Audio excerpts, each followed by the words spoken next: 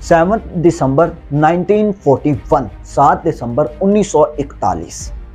ये तारीख का एक ऐसा दिन था जिसके बाद दुनिया का नक्शा बिल्कुल ही बदलने के लिए जा रहा था। यूएस नेवी बेस पर एक आफत टूटने वाली थी जिसका अंदाजा शायद उस वक्त किसी को भी नहीं था। बैटलशिप पर एक अफ्रीकन अमेरिकन बावर्ची सूरज निकलते ही सोल्जर्स को नाश्ता सर्व करता है और उसके बाद उनकी लॉन्ड्री कलेक्शन के कामों में लग जाता है। सुबह के ठीक 7:57 पर डॉरस को एक सायरन सुनाई देता है। ये वो सायरन था जो शायद कोई भी सेलर अपनी सारी सर्विस में नहीं सुनना चाहता। वो भागकर बाहर निकलता है और ये देखकर हैरान हो जाता है कि पूरा आसमान जापानीज बॉम्बर एयरक्राफ्ट से भरा हुआ है। पलक झपकते ही पूरी नेवल फोर्स पर जैसे कोई क़यामत टूट पड़ी हो, क्योंकि जापानीज एयरक्राफ्ट ने चुन चुन कर अमेरिकन शिप्स को तबाह करना शुरू कर दिया था। यह हमला यूएस की पर्ल हार्बर बेस पर किया गया था।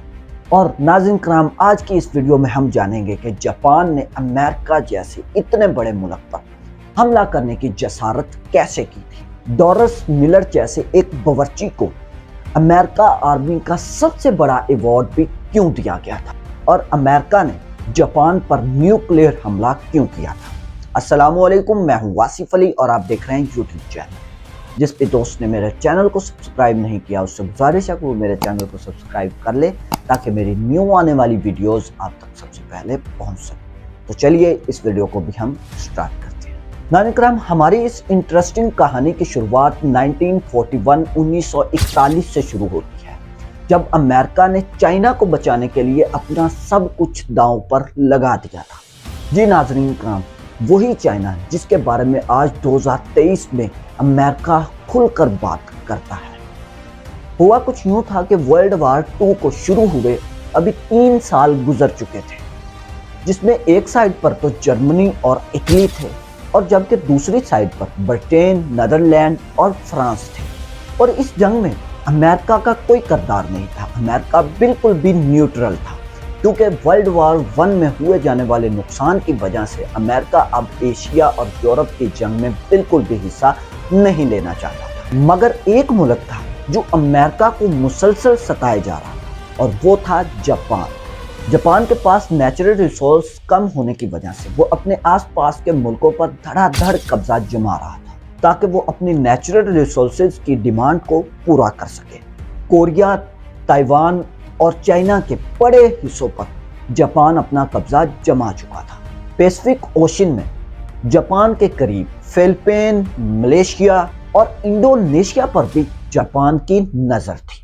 मगर मसला यह था कि मलेशिया ब्रिटिश कॉलोनी थी, इंडोनेशिया नीदरलैंड्स की और फिलिपीन न्यूट्रल रहने वाले अमेरिका की कॉलोनी थी। इन कंट्रीज का दूसरे मुल्कों पर कब्जा करना जापान को बिल्कुल भी ठीक नहीं लग रहा था, क्योंकि असल में जापान के पीछे हिटलर का हाथ था और हिटलर ब्रिटेन और अमेरिका का खुला दुश्मन था। जापान की ये हरकतें देखकर अमेरिका ने जुलाई 1941 में जापान को ऑयल देना बंद कर दिया था। जापान के पास अपना किसी किस्म का भी ऑयल मौजूद नहीं था, जबकि वो अपनी डिमांड का 80% ऑयल अमेरिका से ही लेता था। अमेरिका ने ऑयल देने के लिए उसके लिए एक ऐसी कंडीशन रखी कि वो पहले अपना चाइना से कब्जा छोड़े और फिर अमेरिका उसे ऑयल दे देगा। जापान के लिए ये काम करना इंतहाई मुश्किल था।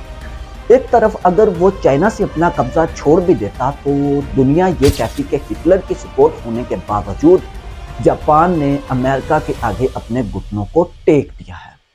और दूसरी तरफ ये ऑयल था, अगर ये जापान के पास ना होता तो जापान का वैसे ही होल्ड कमज़ोर हो जाना था।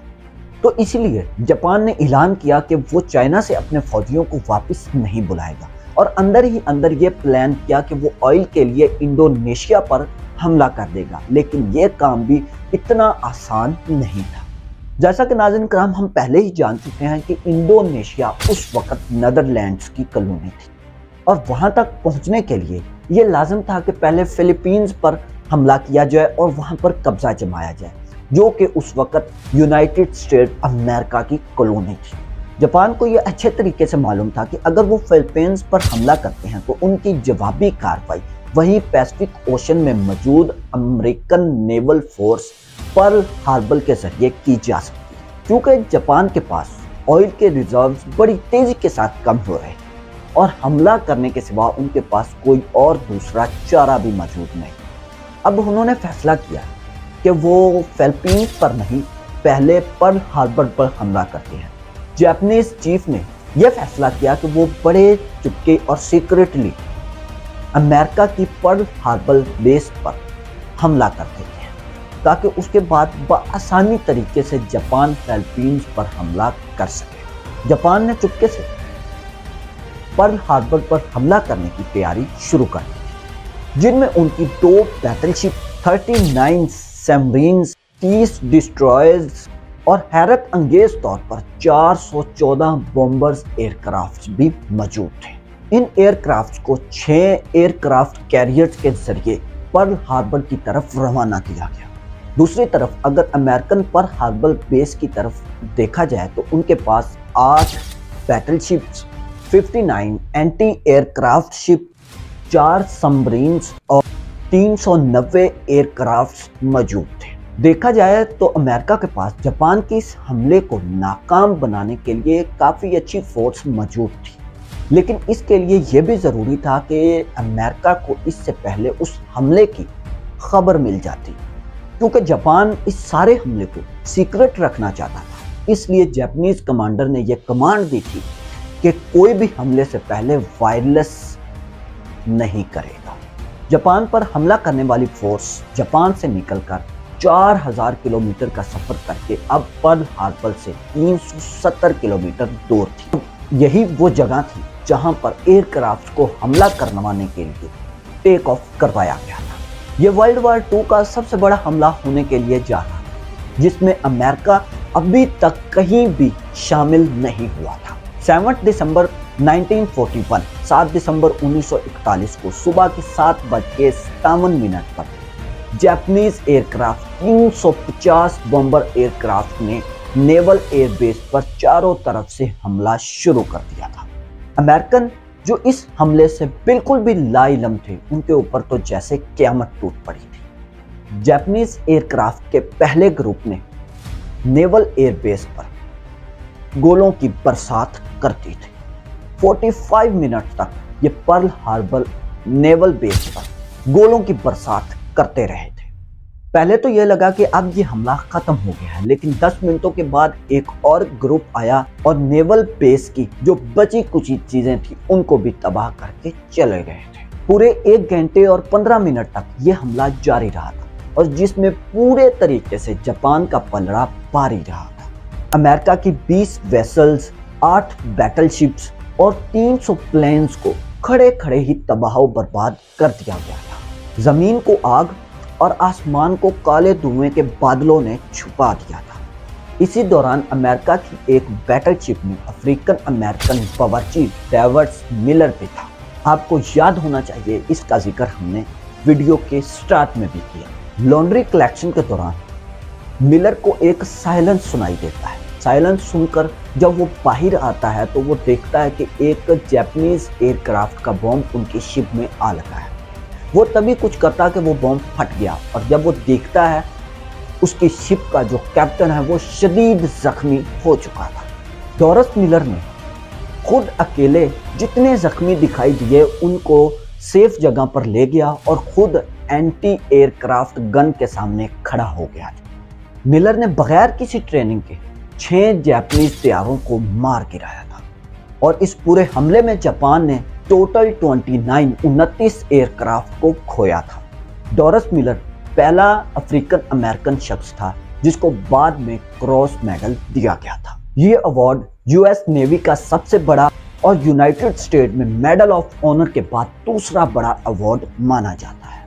1 घंटा 15 मिनट हमला करने के बाद जापानीज एयरक्राफ्ट तो वापस चले गए थे, लेकिन वो अमेरिका को अब बराह रास्त वर्ल्ड वॉर 2 में दाखिल कर चुके थे। वही अमेरिका जो वर्ल्ड वॉर 2 में इस हमले से पहले बिल्कुल भी शामिल नहीं था। अमेरिका ने पर्ल हार्बर पर हमले के दूसरे दिन ही जापान को सबक सिखाने का फैसला कर लिया था और उनके खिलाफ खुली जंग करने का ऐलान भी कर दिया था। अगले 3 महीनों तक अमेरिका अपनी नेवल बेस को ठीक करने में लगा रहा। खुशकिस्मती से कुछ शिप्स येलो वाटर में डूबी थी जिनको रिपेयर किया जा सकता था। 4 महीनों के बाद अमेरिका ने जापान पर वैसे ही हमला किया जैसे जापान ने पर्ल हार्बर पर किया था। जी हाँ, अप्रैल 1942 को अमेरिका ने जापान के शहर टोक्यो पर बमों की बरसात कर दी। ये अमेरिका का वर्ल्ड वार 2 में किए जाने वाला पहला हमला था, लेकिन इसके बाद अमेरिका ने बस नहीं की थी। अगले 4 सालों तक अमेरिका और जापान की आपस में जंग चलती रही और इसमें अब अमेरिका का पलड़ा बिल्कुल भी भारी था। जापान इस जंग में बिल्कुल कमजोर हो चुका था, लेकिन वो किसी भी सूरत में हार नहीं मान रहा था। आखिरकार अगस्त 1945 को अमेरिका ने जापान के खिलाफ अपना आखिरी कार्ड खेल ही डाला था। 6 अगस्त 1945 को सुबह के 8 बजे जापान के हिरोशिमा शहर के ऊपर बोइंग B-29 सुपर फोर्ट्रेस्ट एयरक्राफ्ट देखा गया। इस जहाज ने 4400 केजी वजनी लिटिल बॉय नामी बॉम्ब हिरोशिमा के ऊपर गिरा दिया था। एग्जैक्टली 43 सेकंड के बाद एक जोरदार धमाका हुआ और सब कुछ ही वाइट हो गया था। उसके बाद एक फायरबॉल जमीन से आसमान की तरफ गया जिसने जमीन का टेम्परेचर 5000 सेंटीग्रेड तक कर दिया था। यह तारीख का पहला न्यूक्लियर अटैक था, जिसने ये तारीख में सबसे पहला न्यूक्लियर अटैक था जिसने चुटकी बजाते ही पूरे हिरोशिमा के 80% बिल्डिंग्स को मिट्टी का ढेर बना दिया था। जापानीज मिलिट्री लीडर्स के जैसे पैरों के नीचे से जमीन ही निकल गई थी। अभी वो कुछ और सोचते कि 3 दिनों के बाद 9 अगस्त 1945 को जापान के शहर नागासाकी पर यह मार्क 3 बॉम्ब था जिसका नाम फैट मैन रखा गया था। 4670 किलोग्राम वजनी इस बॉम्ब ने नागासाकी पर गिरते ही पूरे नागासाकी का नाम दुनिया से मिटा दिया था। ये वही 2 न्यूक्लियर बॉम्ब थे जो इंसानों पर इस्तेमाल होने वाले पहले और आखिरी 2 बॉम्ब भी थे। एक अंदाजे के मुताबिक हिरोशिमा और नागासाकी पर इस न्यूक्लियर हमले में 2,60,000 इंसानों की जानें जाया हुई थी। इस हमले के अगले हफ्ते ही जापान ने अमेरिका के सामने खुद को सरेंडर कर लिया और इसके साथ ही वर्ल्ड वार 2 भी अपने इख्तिताम को जा पहुंची थी। मैं उम्मीद करता हूं कि मेरी ये बनाई गई वीडियो आपने बहुत पसंद की हो। मेरी ऐसी न्यू वीडियोस हासिल करने के लिए आप मेरे चैनल को सब्सक्राइब करना ना भूलिएगा। मिलते हैं किसी न्यू वीडियो में, तब तक के लिए आप अपना और अपने इस चैनल का ख्याल रखिएगा। अल्लाह हाफिज।